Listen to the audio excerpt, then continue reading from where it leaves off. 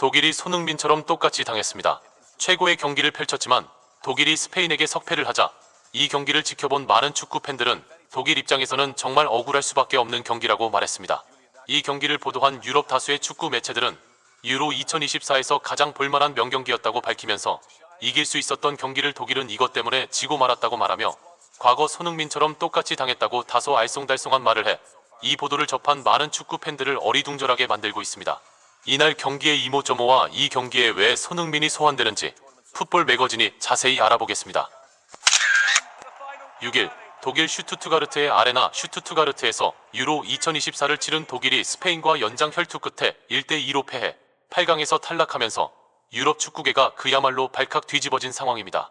그도 그럴 것이 독일은 절치부심하며 바이에른 뮌헨의 감독이었던 나겔스만을 3고 초력 끝에 감독으로 앉힌 후 이번 유로 2024에서 초반 돌풍을 일으키며 안정적인 경기력을 보여 적어도 결승은 갈 것이라고 많은 축구 전문가들이 예상했기 때문입니다.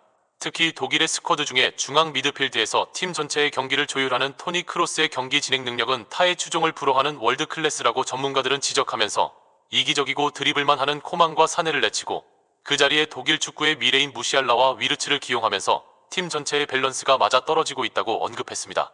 하지만 스페인과의 경기에서는 사네가 출전하면서 공격진의 밸런스가 잘 맞지 않는 모습을 보였는데요. 스페인 역시 좌우 윙 포워드로 니코 월리암스와 스페인 축구의 미래로 평가받는 야민 라말로 교체가 되면서 몰라볼 정도로 공격의 파괴력이 올라갔다는 평가를 받고 있습니다. 경기가 시작되면서 독일과 스페인은 그야말로 불을 뿜는 경기력을 보이며 많은 축구 팬들의 시선을 사로잡았습니다. 언제 골이 터져도 이상하지 않을 박진감 넘치는 경기를 보였지만 전반전에 골이 나지 않고 양팀은 0대0으로 경기를 마쳤는데요. 후반전이 시작되고 50분경 오른쪽에서 침투하던 스페인의 라민 야말이 중앙으로 순간적인 컷백을 주고 이것이 골로 연결되면서 1대0으로 앞서 나갑니다. 이 장면을 본 일부 전문가들은 독일이 너무 쉽게 골을 먹은 것 같지만 독일이 잘못한 게 아니라 라민 야말의 어시스트가 상상을 초월할 정도의 완성도를 가졌기 때문이라고 말했습니다. 이들은 이어 라민 야말이 공을 몰고 들어갈 때 독일의 수비 라인이 뒤로 물러나는데 이 두 명의 독일 선수가 라민 야말이 페널티 박스 안으로 접근해서 들어오도록 두면 안 되었다고 말했습니다. 이들은 덧붙여 라민 야말은 이 아주 짧은 순간 미드필더들과 최종 수비 라인에 빈틈이 있다는 것을 알고 절묘한 타이밍에 컷백을 주는데 이것을 쇄도하는 동료가 논스톱으로 차넣어 골을 기록한다. 엄청난 공간 지각 능력을 가졌다고 말했습니다. 선제 실점을 한 독일은 스페인을 상대로 동점골을 뽑아내기 위해 총력을 기울입니다. 하지만 독일의 원톱 스트라이커로 나선 하베르츠는 결정적인 찬스를 무산시키며 자신의 조국을 패배의 구렁텅이로 몰아넣는데요. 이 장면을 본 일부 팬들은 저 완벽한 찬스에서 왜 슈팅을 하늘로 날리는지 정말 알다가도 모르겠다고 말하면서 어떻게 저런 선수가 독일의 원톱일 수가 있느냐. 손흥민만 보다가 하베르츠를 보면 정말 수준 이하의 선수라는 생각밖에 들지 않는다고 말했습니다. 0대1로 뒤지던 후반 71분경 페널티 박스 안에서 공을 잡은 하베르츠는 슈팅을 해보지만 이것이 상대 블록에 맞고 튕겨나오며 결정적 찬스를 날립니다. 이 장면을 본 일부 전문가들은 하베르츠가 왜 월드 클래스가 되지 못하는지 그 이유가 적나라하게 드러나는 장면이라고 말했습니다. 이들은 이 순간에 하베르츠는 공을 받고 논스톱으로 찼다면 골이 되었을 테지만 왜 그런지 모르겠으나 여기서 공을 한번 터치한다고 말했습니다. 페널티 박스 안에서는 이런 작은 터치 하나가 골을 만들고 못 만들고의 차이를 만드는데 독일 원톱 스트라이커가 저런 수준 낮은 플레이를 한다는 것 자체가 충격적이라고 말했습니다. 페널티 박스 안에서 단 한 번의 터치를 더 하느냐 안 하느냐를 순간 판단해야 하는데 저 순간의 판단을 하느냐 못하느냐 그리고 그것을 해냐느냐 못해느냐의 차이가 손흥민 같은 월드 클래스 선수가 되느냐 못 되느냐의 기로라고 말했습니다. 패색이 짙던 독일은 경기 종료 2분을 남긴 후반 88분경 문전으로 올라온 크로스를 헤딩으로 떨궈주자 그대로 논스톱으로 차넣어 1대1 균형을 만듭니다. 이 장면을 본 많은 축구 팬들은 저렇게 논스톱으로 차넣어야 상대 수비가 위치를 잡고 정렬을 못하는 상황이 되어 골이 터질 확률이 높아지는데 앞선 장면에서 하베르츠의 터치 후 슈팅은 팀이 위기에 놓였을 때는 정말 역적 행위로밖에 생각이 안 든다고 고개를 절레절레 흔들었습니다.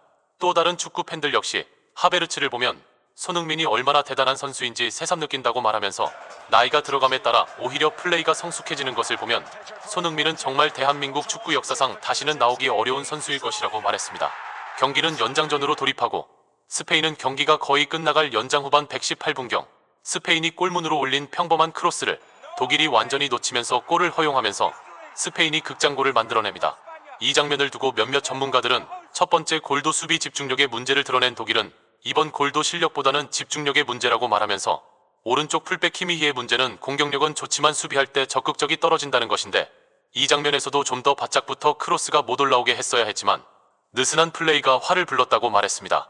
이 경기에서 5개 T라고 할 수 있었던 것은 사실 독일의 집중력이 흐트러진 플레이라기보다는 양팀의 거친 플레이였는데요. 스페인의 페드리는 전반 10분 만에 부상으로 교체 아웃돼 버렸고, 경기 중간중간에 위험천만한 장면들이 너무 많이 나와 이 장면을 본 많은 축구 팬들은 중국이나 북한도 아닌데 서로 깡패 축구를 하는 이유는 승부를 떠나 경기 운영의 묘를 제대로 살리지 못하는 심판진에 있는 것 같다고 지적하고 있습니다. 또 다른 팬들 역시 전반 초반부터 강력하게 위험한 플레이를 제재했어야 하는데 그냥 두니까 점점 경기가 과열되면서 선수들이 위험해진다. 심판이 도대체 누구냐고 한마디씩 거들었는데요. 이날 경기를 진행한 심판은 다름 아닌 앤서니 테일러 주심입니다.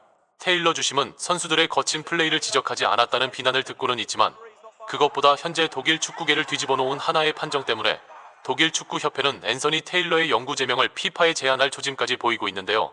연장 후반 1분경 독일의 슈팅이 스페인의 수비수 쿠쿠렐라의 손에 정확하게 맞았지만, 이날 심판을 본 앤서니 테일러 주심은 페널티킥을 선언하지 않고 그냥 넘어가는 장면이 큰 문제가 되고 있습니다. 해당 장면에 대해 독일 축구 전설 미하일 발락은 독일 마젠타 TV의 패널로 출연해 이보다 더 명백한 핸드볼은 없다고 주장하면서 PK가 선언되었다면 독일이 이겼을 것이라고 맹비난을 퍼부었습니다. 율리안 나겔스만 감독 역시 경기 후 기자회견에서 쿠쿠렐라가 의도적이지는 않았지만 그건 중요하지 않다며 핸드볼이 선언되는 게 더 맞는 상황이었음을 어필했습니다. 일부 팬들은 앤서니 테일러는 어딜 가도 늘 문제인데 왜 저런 심판이 큰 경기에 주심을 맡는지 정말 이해할 수가 없다고 말하면서, 카타르 월드컵에서도 한국이 가나와 상대할 때 마지막 공격인 코너킥을 공격을 하고 나서 경기 종료 휘슬을 불었어야 했지만 테일러는 코너킥 공격을 주지 않고 그냥 종료 휘슬을 불었다고 말하면서 독일도 한국이 당한 것처럼 똑같이 당했다. 한국이 당할 때는 조용히 넘어갔지만 유럽 축구에서도 강국 중에 강국이며 유로 2024 개최국인 독일을 상대로 저런 판정을 했으니 앤서니 테일러의 심판 수명은 불을 보듯 뻔하다. 영구 제명당할 수 있을 것이라고 주장해 많은 팬들의 고개를 끄덕이게 했습니다. 구독 및 멤버십 가입은 매일 더 나은 영상 제작 열정을 타오르게 합니다. 이상 풋볼 매거진이었습니다.